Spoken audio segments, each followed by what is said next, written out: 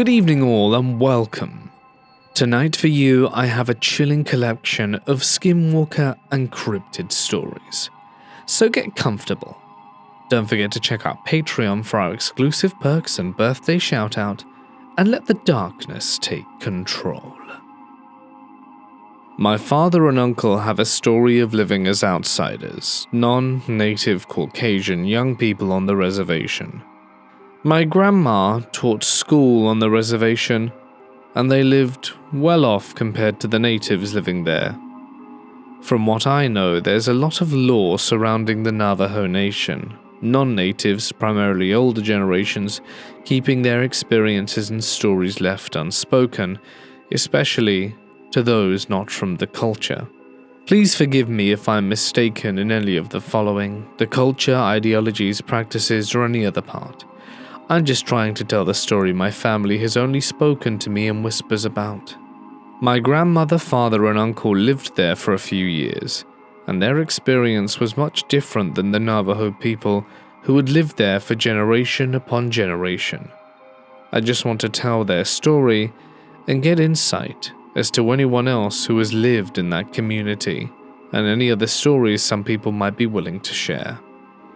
My father and uncle are about 2 years apart in age. They lived in the Navajo Mountains in the 1980s. My dad was 10 to 12 and my uncle younger.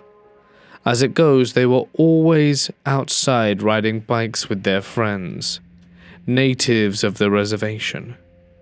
My grandma was recovering from an abusive relationship with their father and wasn't too concerned about their whereabouts. Being it was a small community, there wasn't much trouble around, nor would they know what real trouble was at that age anyway.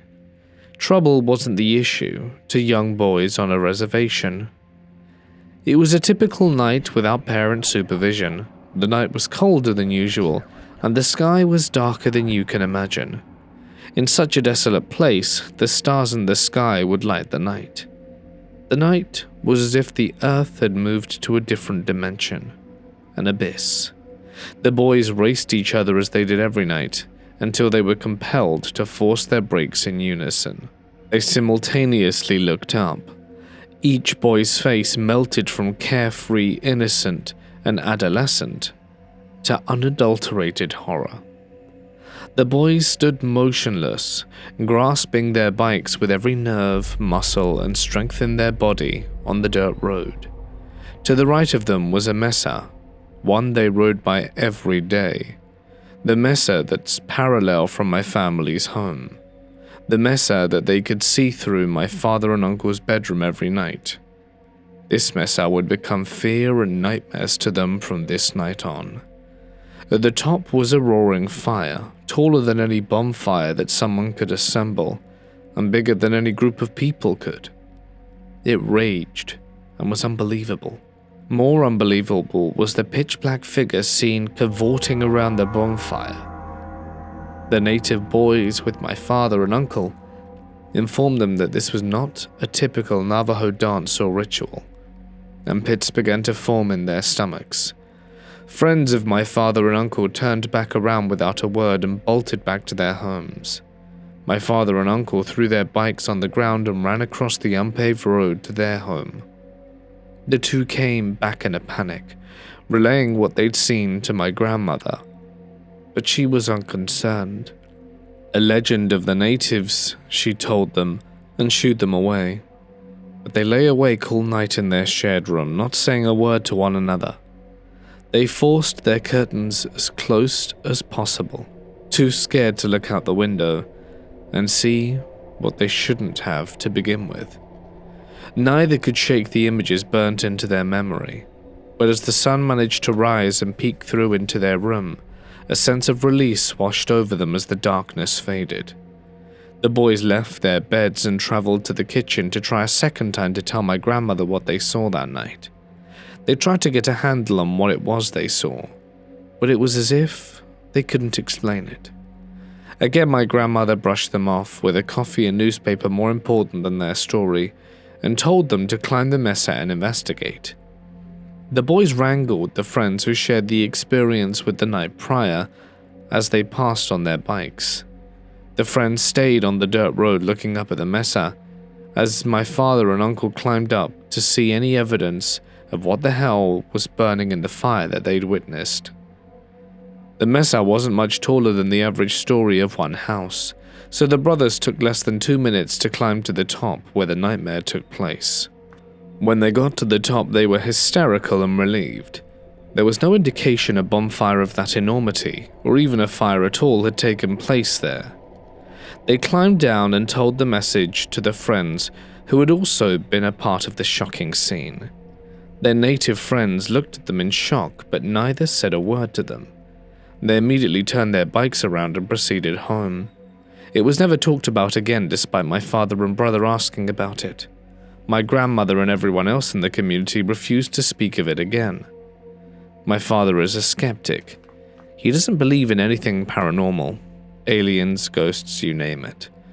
But whenever I ask about the skinwalker he saw, he turns pale and white. He gets jumpy and curt. I had to plead to get the full story out of him, and I could see goosebumps and every hair stand on his arm when he shared it. My grandma took me to the Navajo Mountain in 2019 to show me her history and see how many Navajo natives still live on the reservation today. According to her, not much has changed since living there in the 80s. I hiked and explored what I could of the reservation, as to not invade or violate any of the Navajo reservation and its beauty. However, I did feel a change in the mood when I visited. My existence felt heavy, as if I was invading on territory that wasn't meant for me. Not caused by any of the community there, but just my presence of being on the land. My intention is to hear stories others have, so I spoke to some of the residents who had similar stories. I climbed the mesa where my dad and uncle claimed to have seen the skinwalker. I felt pretty normal until I got to the top and stood in the middle, and I could almost feel the darkness creep into me as I stood there. This story comes from my dad, and it's one of the creepiest tales I've ever heard him tell. It happened back in the 1970s before I was born, when he worked as a trail guide somewhere in Central California. He used to lead horseback tours for tourists across winding mountain trails and open stretches of chaparral, and he met a lot of characters along the way. One of them stuck with him for a long time, for reasons that would only become clear later. This guy started out as a regular customer, just someone who liked horses and the trails, but over time he became something more. He was Native American, from a reservation my dad said he'd never named. He also never talked about why he'd left. He was just there one day, quiet but capable, and eventually ended up working with my dad and his brother. My dad said he always got the sense the guy was running away from something, but it wasn't his place to ask, and the guy made it pretty clear that some things weren't open for discussion. One day, my dad, his brother, and this friend were out leading a group through the hills. It was the normal kind of ride. The sun was out, camera-clicking tourists bouncing along behind them, and my uncle was cracking jokes to make everyone laugh. Everything felt normal and light-hearted. They were moving along a stretch of open field when someone towards the back shouted that there was a coyote and pointed off into a shallow valley. It was no big deal. Coyotes are common in California, especially out there in the brush. The group paused so people could snap pictures, and my dad and his friends started chatting about something unrelated. But then my uncle went quiet, just staring at the thing. He squinted, tilted his head, and muttered that the coyote didn't look right. My dad at that point glanced over. It was hard to explain exactly why, but there was something off about it. Its legs were too long and thin, like they didn't belong to its body, and instead of walking the way a dog should, opposite legs moving in tandem, It moved both legs on one side at a time, sort of like a camel. The snout was too long, maybe 3 inches longer than it should have been, and it kept its nose high in the air, like it was searching for a scent it really didn't want to miss. My dad brushed it off as a deformity. Animals can be born strange at times. His brother agreed with a shrug. But the Native American friend had gone completely still. He was staring at the creature, barely blinking, and my dad noticed he was trembling a little. He put his hand on his friend's shoulder and asked, "Hey, you alright?" The guy didn't answer at first. Then, without looking away, he lifted one shaking finger and pointed. "The tail. Look at the tail." My dad looked again. "There is no tail," he replied. "Exactly." The friend didn't say anything else until they got back to camp. He just sat stiffly in his saddle, eyes forward, not even glancing at the coyote again. But it followed them. It didn't approach the trail, it never came close to the group. But it trailed behind them at a steady distance, staying low in the grass, but moving with that unnatural gait. The tourists thought it was funny, their own little mascot. But my dad and his friend didn't laugh. The tension coming off that man was like a wire pulled tight. They were maybe 200 yards from base camp when it happened. The coyote burst from the underbrush, landing in the trail just 20 feet ahead of them. The horses panicked, rearing and stomping, and tourists screamed. But the thing never flinched. It simply stood there and smiled. Not a panting, tongue-lolling dog smile, no. This was a full human-like grin. Lips pulled back, teeth bared, stained brown near the gums. It was staring directly at my dad's friend. Without a word, the friend reached into his pockets and pulled out a small wooden disc about the size of a silver dollar. He raised it, showing the side with a burnt arrow symbol, and the coyote turned its head away. Then it howled. Not a high, keening yip like coyotes normally make. This sound was deep, guttural and baritone. It sounded like something trying to scream with water in its lungs, like it was drowning, and only barely got the sound out. Then it turned and vanished into the bushes. The tourists were rattled, the horses spooked. My uncle, always quick with a joke, turned around and said, "Well, I hope you guys got your money's worth." Back at camp, the friend finally spoke. He didn't give them the full story, just fragments. "It killed them, and now it's going to try and kill me." He wouldn't explain who they were. When my dad pushed for more, the man shook his head and said, "The less you know, the better." Before leaving, he handed both my dad and uncle one of those wooden discs with the arrow burnt into it. "Keep it on you. It'll protect you. I made it myself." He left camp that night around 8, just got in his truck and drove off. My dad never saw him again, but he still keeps that disc. Says it's in a box with his old trail gear. He used to tell this story on camping trips when I was a kid, always with a grin, like it was a good ghost story passed around the fire. But on nights like this, when you hear that low howl, he remembers the thing that wasn't a coyote. This happened on December 29th, 2018. I've never really talked about it until now, mostly because it still scares me, and partly because the only person who saw it with me now refuses to speak about it to this day. That night, I had just gotten out of my boyfriend's car just outside my house. I walked around to the front of the car to kiss him goodbye, just a normal evening. There's a street light about 2 houses down from mine, and as I glanced that way just out of the corner of my eye, I saw a tall, black figure standing there. It hadn't been there when I first got out the car. We weren't out there more than a few minutes, but during that time, this thing had appeared just standing near the streetlight. From where I was, it looked about 6 to 7 feet tall.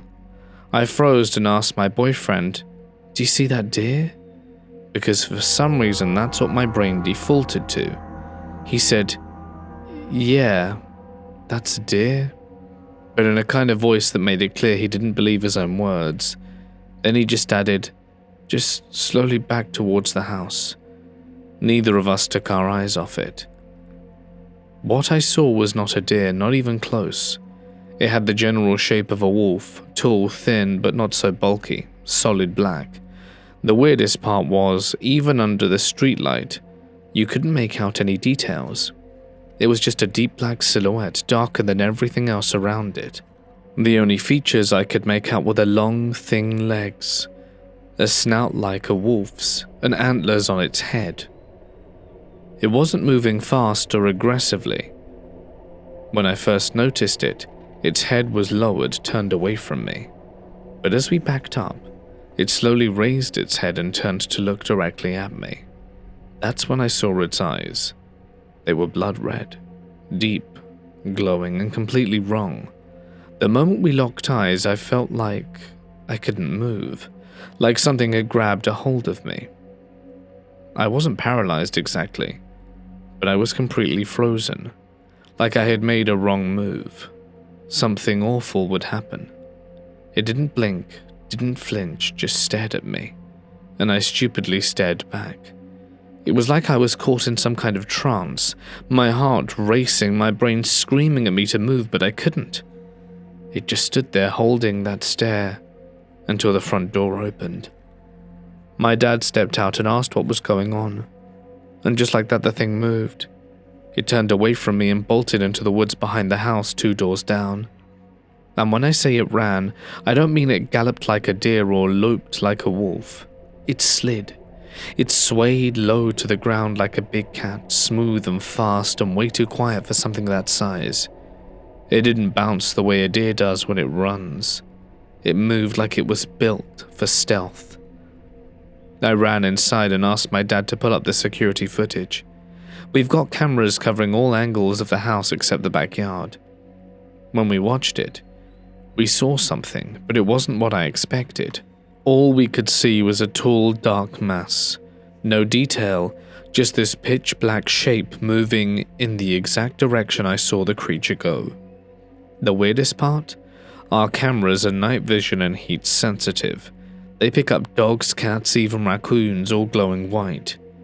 This thing showed up as black, cold, like it had no heat at all. Then my dad deleted the footage. He has very strict views about anything remotely paranormal. Doesn't believe in it, doesn't want to believe in it, and certainly doesn't want to keep evidence of it.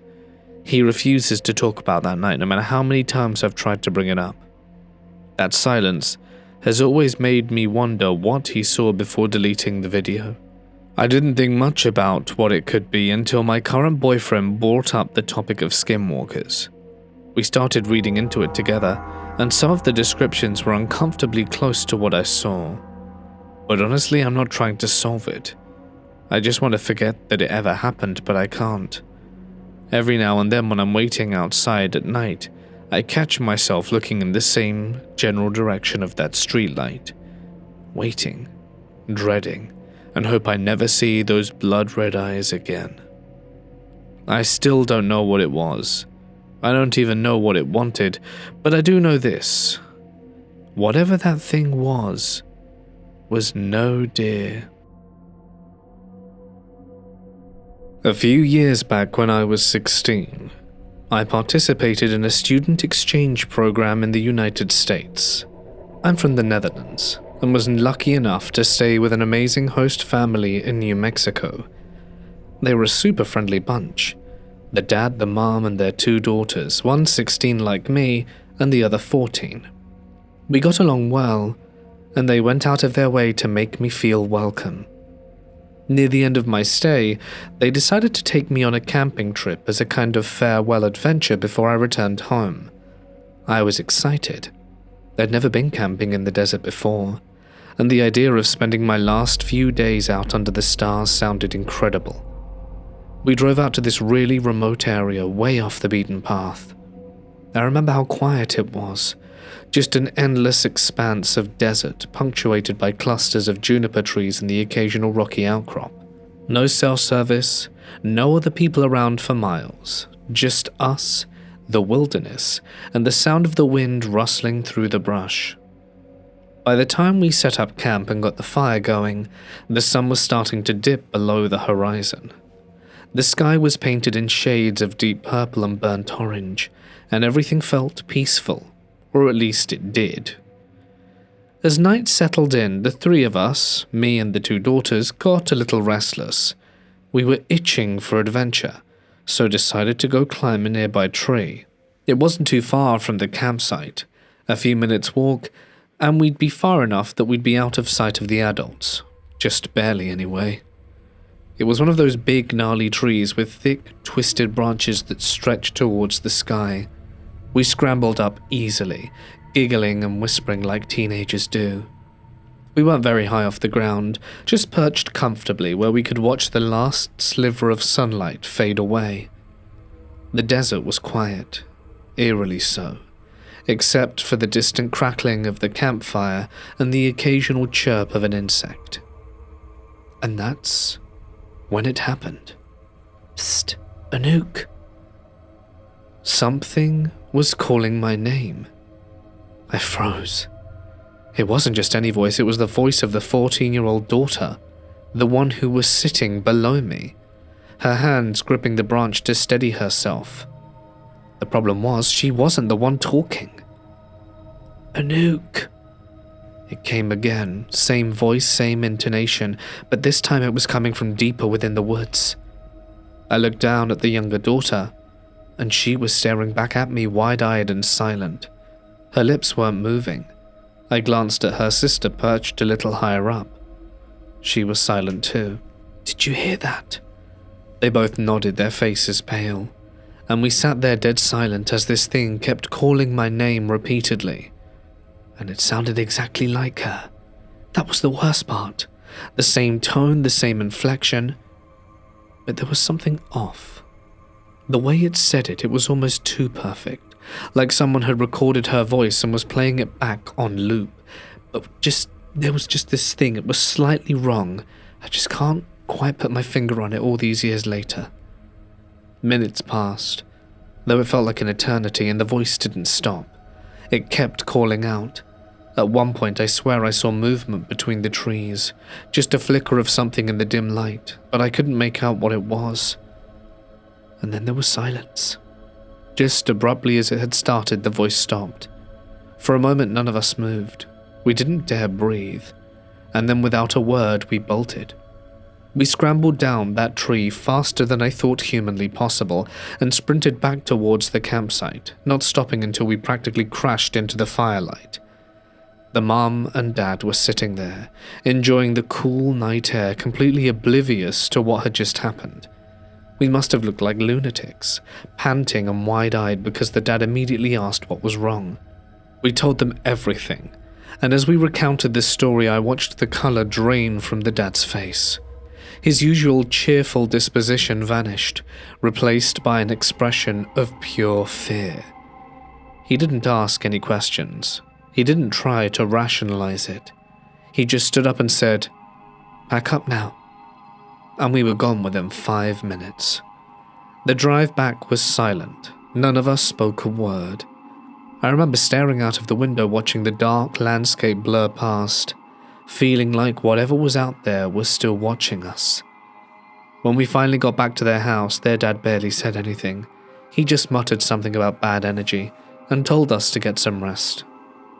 I never brought it up after that night. I figured maybe it was best we not know. And the next morning we just had breakfast and didn't talk about it. A few days later, the dad drove me to the airport to go back home. And as we pulled up to the terminal, he turned to me, almost as an afterthought, and said, You know what you heard out there? I didn't want to scare you kids, but that was probably a skinwalker. I didn't actually know what that was. And then he went on to share that a skinwalker is part of a Navajo legend. Shapeshifters capable of mimicking voices and luring people away into the wilderness.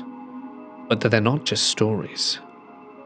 To this day, I can still remember my voice being called from the woods, in her voice, calling me from the darkness. I'm so glad we didn't go towards it. Who knows how my life would have differed, or if it even would have continued, had I done so. I grew up down a long dirt road in rural Alabama. My family owns a decent chunk of land. I still miss the quietness out there sometimes, but I'm a gamer, so I kind of need high-speed internet now. Anyway, the first time my friend and I decided to camp by ourselves, we were 12. We picked a spot in an open field right near the edge of the woods.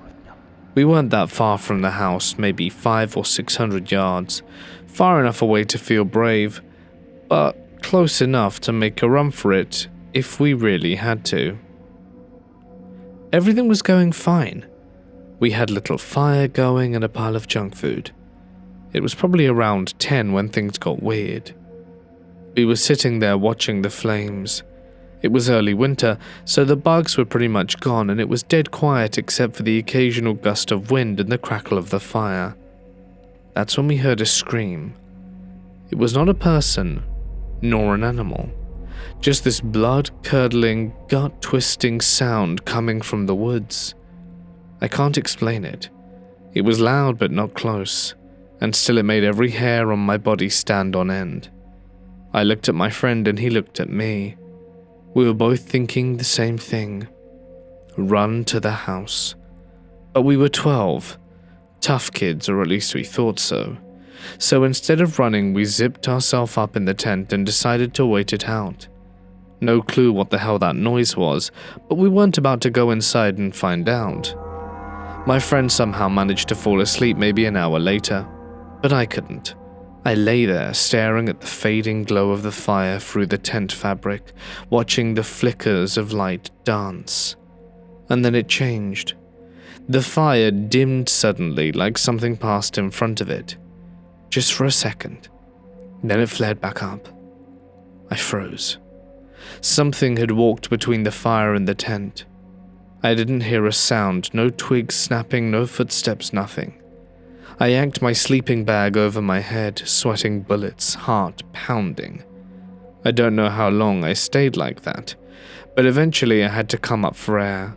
I was practically suffocating. When I peeked out, the fire had mostly burnt down to embers and everything was still dead. I didn't hear anything, didn't see anything, but I swear I could feel it, like something was still out there watching. I lay there staring at the tent wall, completely still for what felt like forever, before finally drifting off. We woke up to daylight. My friend was already outside. We talked about the scream. I told him about the fire and the shadow I saw after he fell asleep. We looked around the campsite, but there were no tracks, no messed up food, no sign that anything had been there but us. For a long time, we chalked it up to a big cat or maybe our imagination running wild. But then a few years later, something weird started happening. People in our area, hunters, farmers, and a few hikers, started reporting seeing strange figures, seeing deep in the woods, screams like the ones we had heard, and always the same feeling of being watched. An old man who lived a few miles from us told my dad about something he saw one night. Something on two legs that wasn't quite a man and wasn't quite an animal either, just standing out there by the tree line watching his property. Some folks around here call them skinwalkers. They say they can mimic voices, take forms that don't belong, and sometimes walk like a man even when they shouldn't. I don't know what we heard that night. But whatever it wasn't a panther at any rate. I live up in the wooded hills of West Virginia, near the Upper Panhandle, not far from Pittsburgh. Once you leave town and pass the last gas station, it's nothing but back roads and dense forest. One of the more popular places out here is a nature reserve called Tomlinson's Run.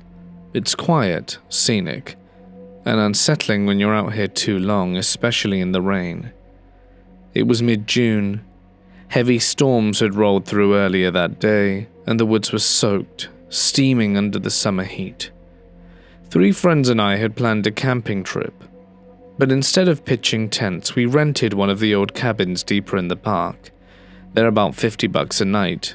They have no electricity, no running water, just a safe space and not much else. There's a fire pit behind the cabin right along the tree line. We were sitting around the fire that night drinking beer, talking, laughing, and trying to enjoy the trip. The thick canopy above us kept the rain from hitting us directly, but after a while it started slipping through the leaves, and we figured it was time to call it a night. That's when one of my friends, Alex, got up to take a leak behind the cabin. We were all tipsy and joking around when Alex whipped around and yelled at us to get inside now. He wasn't laughing or smirking. He was serious. We didn't hesitate. We grabbed the firewood and the chairs and ran inside. Alex slammed the door shut behind us and locked it. He said he saw something, thought it was a wolf watching us from the tree line. That should have been the end of it, but it wasn't. Let me describe the cabin just so that you can understand how trapped we were. It was built in a strange shape, almost round, with rough, hewn log walls and bunk-style beds lining the perimeter. There's a raised sleeping platform near the roof, accessible by ladder. That's where I decided to sleep, partially because of the space, and partially because I liked the view through the small window up there. We tried to shake it off and joked about it being a coyote or perhaps even just a deer, but none of us felt right. We could feel a distinct wrongness in our gut. Sometime around 2 a.m. I shot up from a dead sleep, not because of a sound, but because of screaming. James, another one of our friends, burst through the cabin door, slamming it behind him, panting and white as a sheet. He had gone out to pee too, and said he heard what sounded like a howl, but not high-pitched like a wolf or coyote. It sounded like something large trying to imitate a howl. When he turned towards the trees, he saw something watching him, something standing on 2 legs. He said it had hands like claws. It was tall. He didn't know what it was, but it wasn't a person. He barely made it back before he lost it. The fear in his voice chilled all of us into silence. Eventually, we forced ourselves to lie back down. I climbed back up the platform, but I couldn't sleep. I had that same tightness in my chest. I turned towards the window, and that was when I saw it. Crouched outside the cabin just beyond the tree line. Its back was to me, but its head was turned, watching me. It was hunched, spindly, like its joints didn't belong in a human body. Its skin stretched too far over bone, dark and soaked from the rain. When it realized I was looking at it, it stood up, taller than the cabin roof. And it ran. Not like a human. It moved low to the ground, swaying like a big cat, smooth and horrifyingly fast, faster than anything I've ever seen. The second it vanished into the woods, I dropped down from the platform and sat on the floor trembling, and couldn't sleep for the rest of the night. In the morning I told the others what I saw, and Alex froze and said, "Yeah, that's what I saw too. I didn't say anything because I didn't want to scare you." We left within the hour. None of us returned since. For a long time I didn't know what it was, but curiosity gets the best of you. I started reading, and I settled on what I thought it could be: a skinwalker. Creatures that wear the skins of animals, twisted beings that imitate voices and sounds. to draw you out.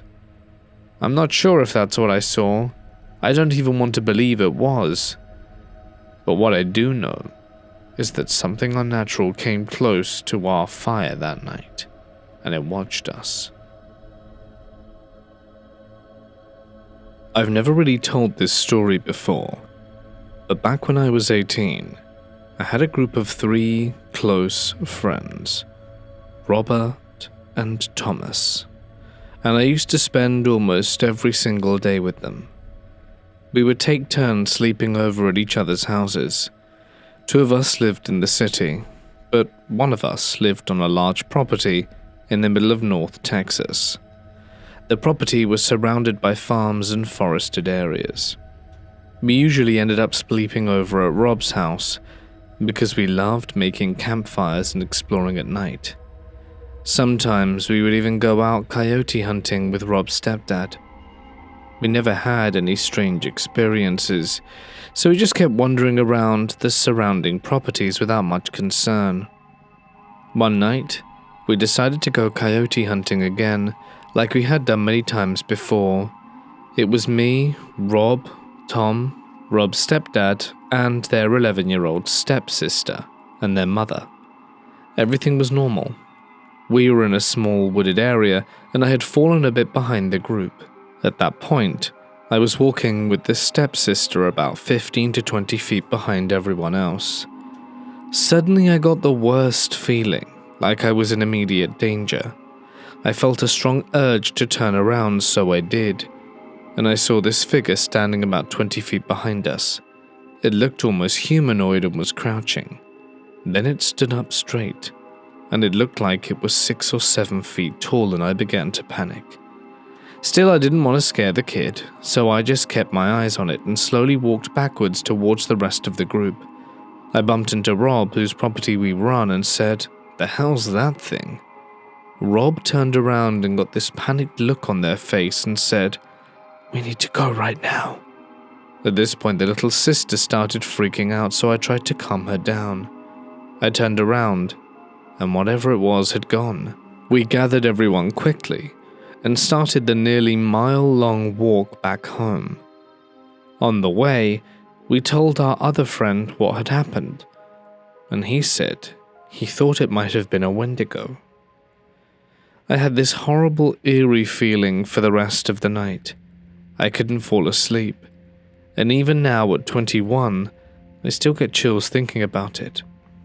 I've done a lot of research since then, but I haven't found anything about Wendigos being spotted in North Texas. I still have no idea what I saw, but I can still picture it as if it were yesterday. This happened in December last year. I was visiting my uncle in northern Minnesota near the Canadian border. He's the kind of guy who prefers solitude and lives in a cabin deep in the woods, with no close neighbors, just the trees and whatever lives within them. I never minded visiting before. I like the quiet. But after that night, I don't think I'll ever return. It was the coldest night of the year, at least minus 30 Fahrenheit. My uncle had gone into town for supplies, so I was alone. The cabin was warm, the fire crackling, and I was scrolling on my phone when I heard movement from outside. Not footsteps, more like a dragging sound. At first I thought it was the wind, but then came that knock. Not at the door, but at the window. 3 slow, deliberate taps. I froze. My uncle's nearest neighbor was miles away, and no sane person would be out in that cold. And then the knocking came again. I reached for my flashlight and shined it through the window, wondering who the hell it would be. And I wish I hadn't.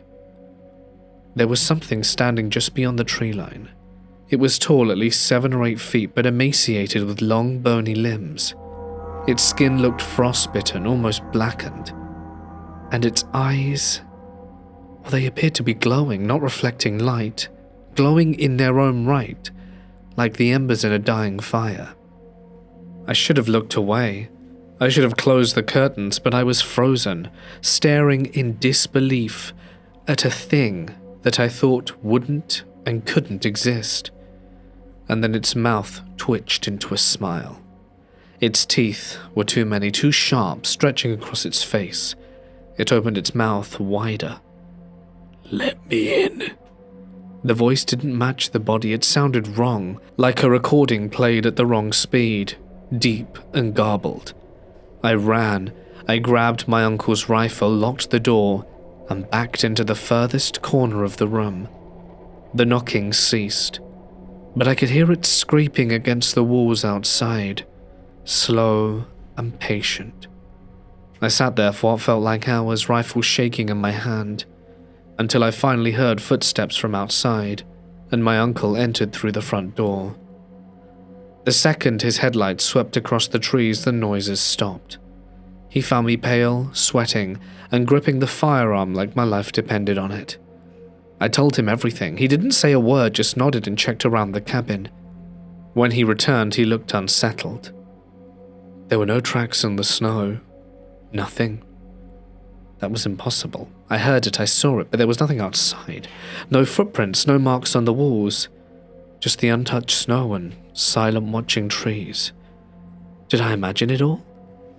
I left the next morning and haven't been back since. My uncle still lives there, but he told me something before I left. If you ever hear it again, don't look and never let it in. It's taken me a few years, and I haven't shared it with anyone else until now. But I know what I saw, even if I can't put a name to it, and I know it's still out there. If anyone has any information on what this thing is, it would help ease my mind. I know I'm not crazy, and I know I didn't imagine it, but I know I saw it too. This story happened to my uncle. He used to tell this story when we went camping, and it scared the lights out of me every time I heard it. We live in Utah, and my uncle Mark went on a mission at 19. They sent him to an Indian reservation in Arizona. They paired him up with a companion called Carl. When they first got there was a huge rift with the locals on the reservation with them being there. They didn't want my uncle and Carl staying on reservation grounds. Eventually they came to this compromise that they would stay on the outskirts in a trailer. This reservation wasn't very big and was located next to a heavily wooded area. The first night there they were trying to sleep, when all of a sudden their trailer started to shake violently back and forth. Startled and not sure what was happening, they climbed under the table for cover. Mark could distinctively hear someone pushing it from both sides like a group of people, and after about 5 minutes it stopped. That next day, they made rounds on the reservation and were talking to the locals. Carl made comments to one of the families that the trailer was shaking that night before. The family got very quiet and told them they had to leave. They thought it was strange but didn't think much of it. The next night it happened again. They awoke to their trailer shaking back and forth, and again they climbed under the table until it stopped. This went on for 2 more nights. Any time they tried to talk to anyone about it, they got quiet and told them to leave. Mark started thinking that due to the tension of their arrival, the locals are doing this to scare them off the reservation. They then go to a convenience store, and they were talking together about how frustrated they were with the situation. The clerk overheard this and said, "They can't talk about it. It's forbidden." Confused, they asked him, "They can't talk about what?" The guy continues to tell them about skinwalkers. He says they're evil demons that were once Native American witches. If they talk about it, they'll come for their souls. They walk out of there baffled. They thought it was another scare tactic. So that night, when the shaking started up again, my uncle decided to be brave and confront them. He went to the trailer door, flew it open and yelled, "Hey!" When he did that, he saw these 3 animals run off. 2 were a wolf and 1 was a bear, but they looked odd, almost with human figures. As he watched them run towards the trees, all 3 stood up on 2 legs and walked slowly towards the trees, making a human, cackling laugh. It scared him so much they called their mission president that next morning and asked to be moved. They were relocated that day, and for a year nothing happened. One day they announced that Carl was being relocated to another city, and Mark was getting a new companion called Jimmy. They had to drive for about an hour to pick Jimmy up from the airport. The road they traveled went through the boundary of the reservation. They arrived at 8 p.m. and met Jimmy, and they go to leave. Their mission president tells Jimmy, "We're driving through a dangerous area at night, so we can't make any stops. If you need to use the restroom, go now." Jimmy says he was fine. The mission president gets serious enough to even freak out Mark. "I'm not kidding, go do your business." Jimmy was insistent he was fine, so they hit the road. And about half hour into the drive, they were going through the area of the reservation boundary, and Jimmy starts to complain that he needs to pee badly. The mission president impresses upon him that they can't stop here, and he'll have to hold it. But Jimmy says he really can't.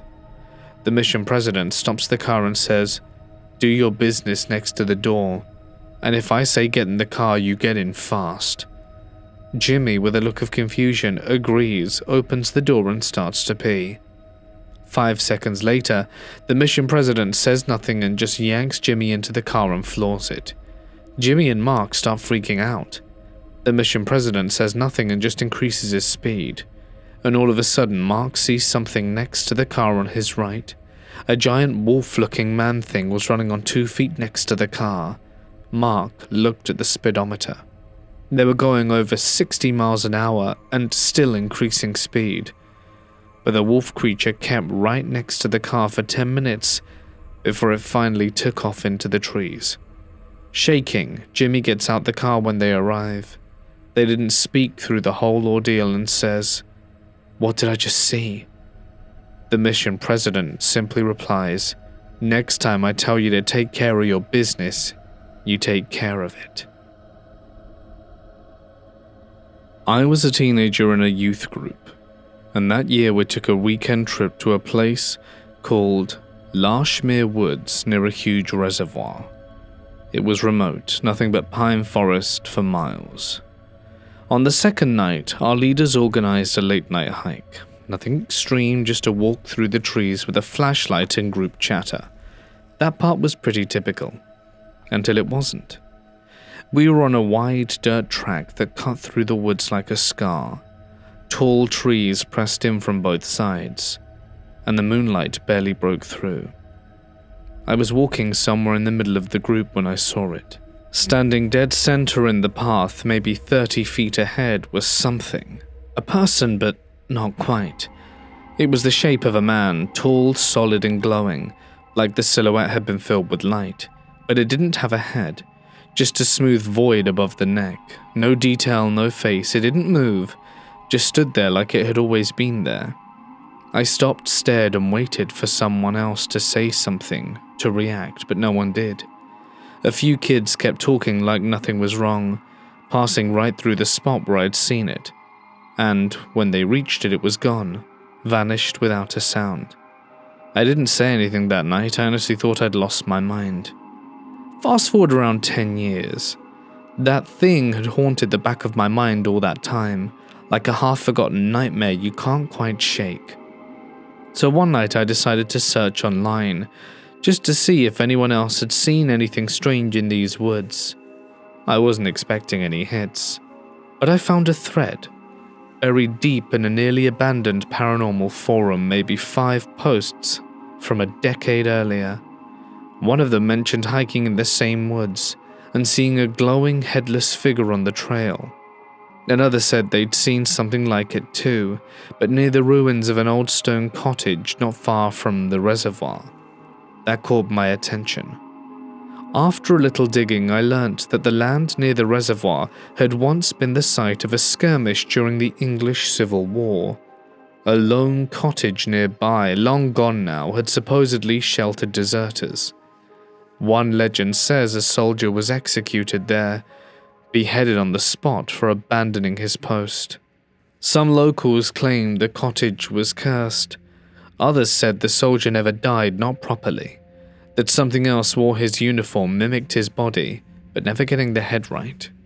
a shapeshifter bound to the woods, endlessly wandering, repeating some ancient trauma. I don't know what I saw that night, a ghost, a trick of the light, or something older, wearing the shape of a man like a coat, trying to pass unnoticed. All I know is that I wasn't the only one who saw it. Me and my friends usually go on walks to see the sunset. Yesterday, something happened that is extremely unusual and scared the crap out of me. It was around 8 p.m, and my friends had already set off to walk. I didn't leave with them this time and left later, so I went to the location we always walk to catch up, only to hear a high-pitched scream that kept changing in tone. Obviously, I assumed it was my friends playing a prank on me and decided to follow it, but when I got a call from them asking me where I was, and they told me they had already arrived back at my place, my body froze in pure fear, as I realized that the screams were not coming from my friends, but something else close to me, and I was alone. In my head, I was trying to tell myself it was a fox, but from past experiences here, it couldn't have been. I immediately told them what I heard and started running away from the location I was at. They set off to find me, and from that point on I was running down this field trying to head towards my friends, as I knew where the exit to the trail was. I was on top of a tall hill, and my friends were at the bottom of it. From my friends' point of view, they saw the top of my head darting in one direction, and they heard screaming too. But it sounded like my voice crying for help. But the weird part is I was never screaming. As they got to me, we heard something else. The screaming stopped completely as my friends arrived, and even after we searched the area, we heard no screams, no animals, nothing. Almost as if the thing had retreated when my friends came. Previously in that area, we encountered what we believe was some kind of cryptid, or perhaps even a skinwalker behind a line of bushes. A head and torso peered over while moving in a straight line. It looked like a mannequin with no features, just skin, and it wasn't running or walking, more hovering like it were on a Segway. If anyone knows what the hell these screams were, please let me know, as that was genuinely the most fear I've ever felt in my life. And I know it's not a fox. I've done these trails before and I know what it sounds like, and it certainly wasn't that. A few years ago, I went camping with my girlfriend. We arrived around midnight, exhausted and groggy, and had to set up camp in the pitch black woods, with nothing but flashlights and lanterns to guide us. The moment we arrived, I felt something heavy in the air, a sense of foreboding, like we were being watched. The forest felt alive, but not in a welcoming way. The mountain loomed over us, silent, dark, and oppressive. We eventually managed to get the tent up and settled in, but that uneasy feeling never left us. The next day, we set off to hike and explore the area, but no matter where we went, that feeling of being watched intensified. The hairs on the back of my neck stood up constantly, and I found myself glancing over my shoulder more often than I cared to admit. It was like the woods were holding their breath, waiting for something. We decided to head back to camp after a few hours of hiking, and as we descended the mountains, something unnerving happened. A few rocks tumbled down the slope behind us, crashing against each other as they fell. It wasn't the kind of thing you'd expect on a well-trodden trail. It sounded intentional, like something was pushing them. Shaking it off, we made our way back to the campsite, built a fire, and cracked open our freeze-dried meals. I had lasagna, which wasn't terrible, and she had beef stew. It wasn't gourmet, but it was food. And we retired to the tent after eating and decided to smoke a joint, letting the calming effects of the weed wash over us. We sat back, listening to the silence of the wilderness, trying to ignore the lingering sense that something was wrong. Half hour in, the silence was broken. Something was moving around the campsite. The footsteps were slow, dragging, like a drunk person trying to keep their balance. We exchanged looks, unsure of what to do. I grabbed my 12-gauge shotgun and loaded one in the chamber and unzipped the tent. I stepped outside, gun at the ready, scanning the darkened woods. But there was nothing. No sign of movement, no rustling in the trees, just the oppressive quiet of the forest. I checked the entire campsite, my pulse hammering in my ears. As I walked towards the fire, I saw what looked like bear tracks in the dirt, but the staggering, uncoordinated movement we heard didn't fit the pattern of a bear at all. I stood there confused when I heard my girlfriend's voice calling my name over and over, but it sounded wrong, distorted, like a glitch in the air, staticky and sharp. The voice was coming from the opposite side of the campsite, and that sick, creeping feeling from earlier came rushing back, more intense this time. The sensation that something was out there, something wrong, was overwhelming. The hairs on my neck stood on end, and I felt a wave of nausea hit me. I had to get back to the tent. I sprinted back, breathless, and burst inside. "What's going on?" I demanded, trying to stay calm. My girlfriend looked at me with confusion, her face blank. "What are you talking about?" She had no idea what I was referring to. I couldn't bring myself to explain, so I dropped the subject to avoid scaring her. The rest of the night was torture. I couldn't sleep.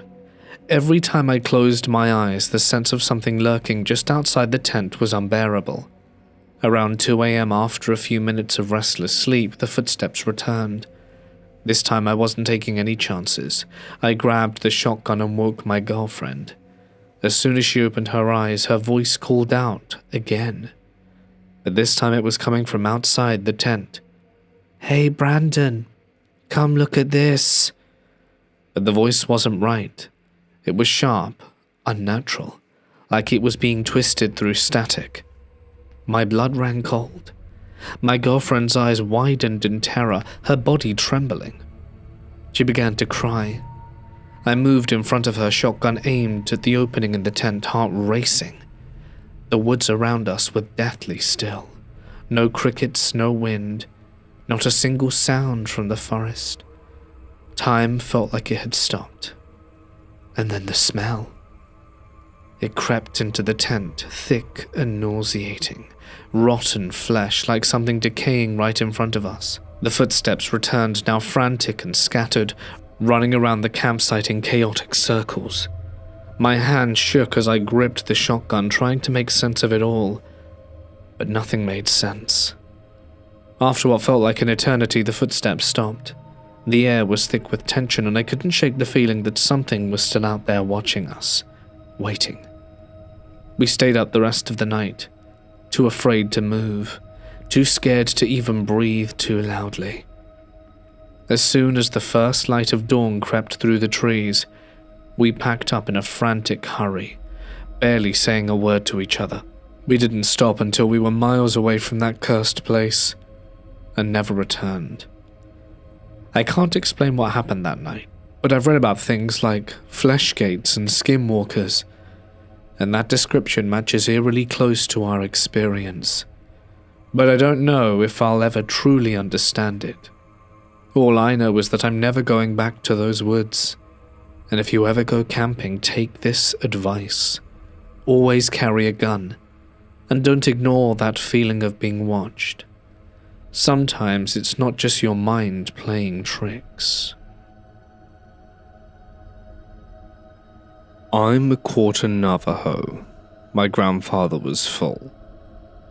And if you know anything about our stories, you'll know that talking about certain things is already asking for trouble. But this happened a while ago, and it's stayed with me since, so I'll take my chances. Every summer, we'd stay at my uncle's house.